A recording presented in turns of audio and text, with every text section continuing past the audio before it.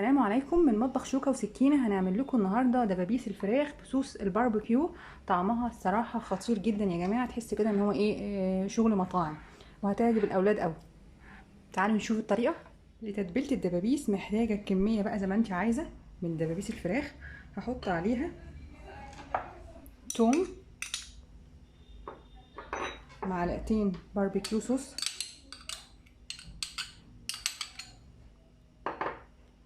معلقه عسل اسود،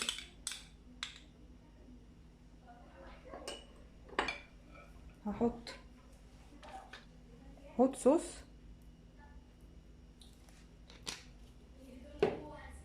واحط زيت،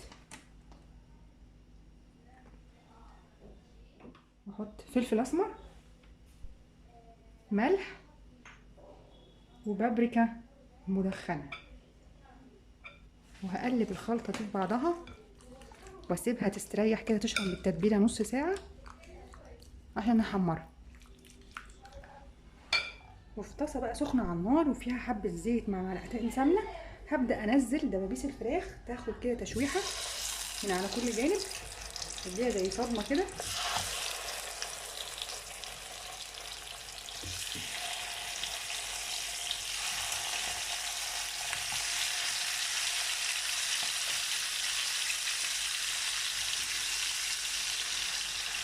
ريحتها طالعه فظيعه الصراحه.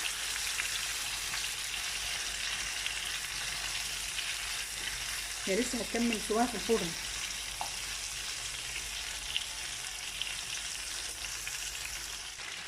كده اتحمرت بالشكل ده، انا مش عايزاها تتحمر قوي يعني.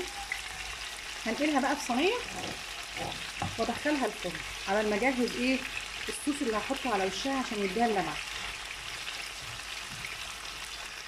والخلطة التلميع للفراخ محتاجة معلقة كبيرة باربيكيو صوص، هحط عليها بقدونس مفروم، هحط عليها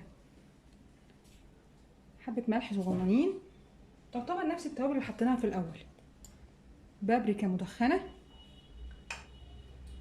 فلفل أسود، وثوم مفروم، وهقلبها مع بعضها عشان ألمع بيها الفراخ وأدخلها تحت الفرن تحت الشواية مرة تانية. وفي نص التسوية بقى هبدأ أحط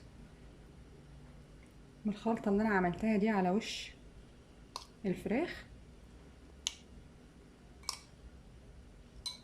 وابدأ ادهنها كده وارجعها للفرن تاني تكمل السوا بتاعها وتاخد اللون الحلو. ودي شكلها بقى بعد ما طلع من الفرن. هرش عليها شوية سمسم،